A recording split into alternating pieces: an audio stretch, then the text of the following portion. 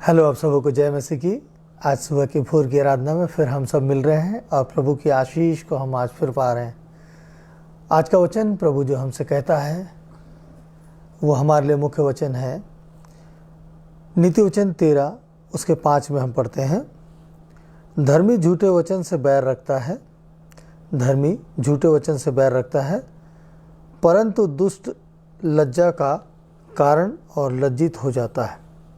परंतु दुष्ट लज्जा का कारण और लज्जित हो जाता है। धर्मी झूठे वचन से बैर रखता है।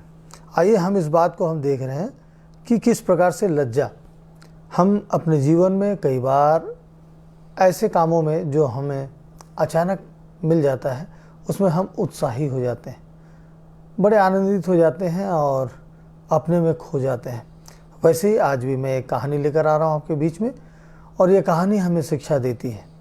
एक भाई, एक युवा, वो एक मैनेजमेंट कोर्स करके एक अच्छे मार्क से पास होकर के उसको जॉब मिलता है और उसके लिए एक अलग से केबिन दिया जाता है और वो उस केबिन में जाकर बैठता है तो बड़ा आनंदित हो जाता है। वो केबिन में अपने केबिन को देखता है और उस चेयर में बैठता है और सारी दिशाओं में देखता होता है कि क्या क्या फैसिलिटी है और बड़ा खुश होता है क्योंकि वो एक उच्च अधिकारी के पद पर जाकर बैठता है।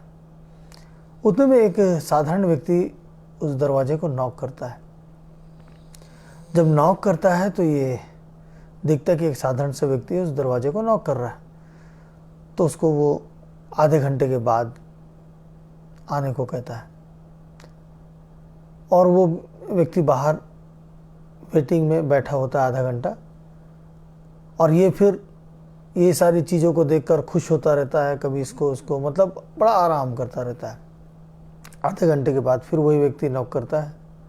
वो साधारण सा व्यक्ति नॉक करता है तो जैसे वो नौकर के अंदर आने के लिए इशारा करते हैं और वो अंदर आने लगता है और ये क्या करते हैं, फ़ोन को पकड़ लेते हैं और फ़ोन में बहुत सारी बातों को करने लगते हैं, अपनी सारी बातों को, बहुत पैसे कौड़ी रहता बुद्धि सारी बातें। वो व्यक्ति वहाँ खड़ा रहता है, ये काफ़ी देर तक बात करता रहता है। वो साधारण सा व्यक्ति उसको देखता रहता है।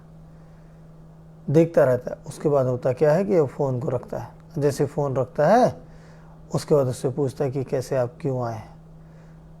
तो वो व्यक्ति क्या करता है, वो व्यक्ति बोलता है कि मैं फ़ोन बनाने आया हूँ, आपका ये फ़ोन जिसका कंप्लेंट है ये फ़ोन बंद है।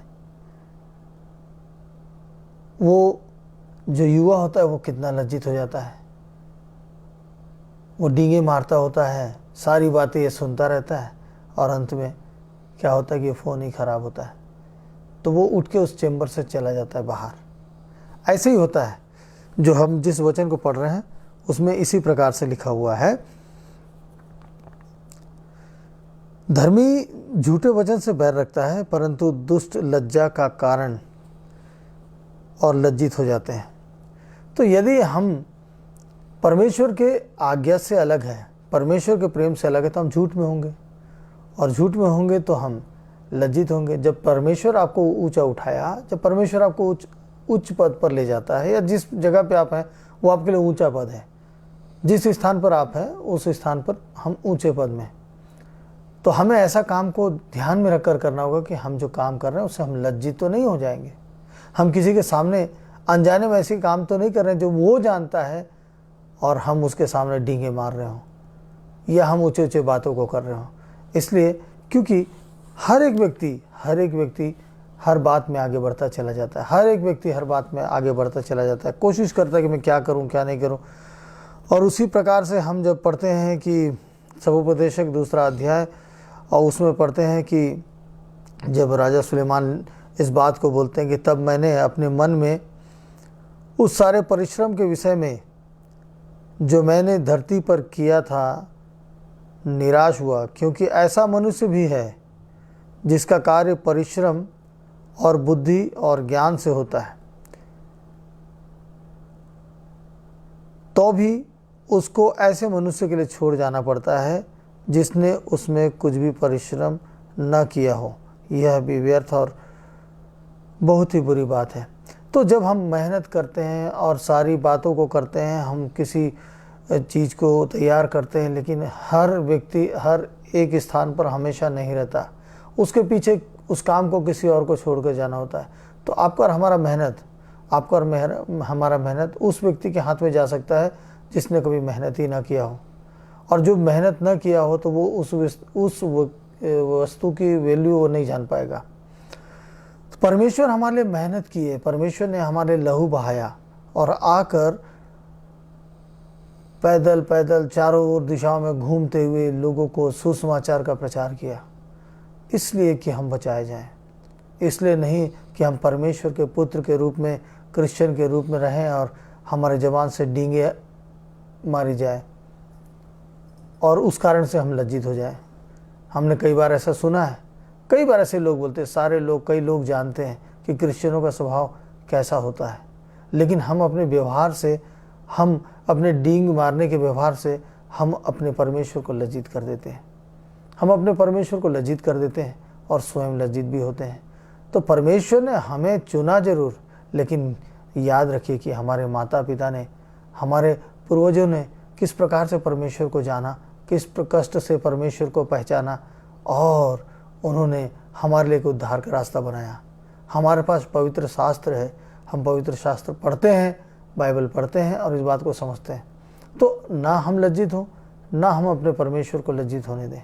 आज का संदेश इसी प्रकार से है कि हम हर बात में, अपने उस बात में हम बने रहें कि हम क्या हैं, कैसे हैं। और परमेश्वर ने सबसे ज़्यादा, प्रभु यीशु मसीह ने सबसे ज़्यादा एक ही बात का ध्यान दिया कि मैं गरीबों को, तुच्छों को, दीनों को सुसमाचार सुनाने आया हूँ। तो हमको इस बात को ध्यान रखना होगा। हम इस संसार में, इस संसार के वैभव में हम पढ़ेंगे तो हमें ऐसा ही लगेगा और हम उस व्यक्ति के समान लज्जित हो सकते हैं। इसलिए आज जब हम परमेश्वर के सामने हैं तो हम हर बात में परमेश्वर को महिमा करें, परमेश्वर को आदर दें और परमेश्वर से प्रेम करें और उससे बातें करें, उसके पास अपनी सारी बातों को रखें। हम सारी बातों में परमेश्वर की महिमा करेंगे, परमेश्वर हमारी महिमा करेगा और हमें इस संसार में ऊंचा और ऊंचा उठाएगा। आइए प्रार्थना में चलते हैं। सामर्थी प्यारे प्रभु यीशु मसीह, उद्धारकर्ता पिता, आज इस भोर को पिता परमेश्वर जब हम आपके पास आते हैं पिता, आपने आज ऐसी बातें हमें सिखाई है पिता परमेश्वर कि अकारण बिना जाने डींगे मारना उचित नहीं है। हमें अपने जिम्मेदारियों के साथ अपने स्थान का ध्यान रखते हुए अपने कार्यों में मगन होना पड़ेगा। और मेरे पिता परमेश्वर, जिस प्रकार से आपने एक एक कार्य को सफलता से करके दिखाया, हमें भी वैसा करना होगा। जो जिम्मेदारी हमें मिले हमें वो करना होगा। आज आप हमसे प्रेम करके आज आप हमें शिक्षा देते हैं कि मैंने जो तुम्हें कार्य दिया है, आज जो तुम पाते हो, जिस कामों को पाते हो, उन कामों में आज ईमानदार बने रहो और ईमानदारी से हर एक कोई काम को करो।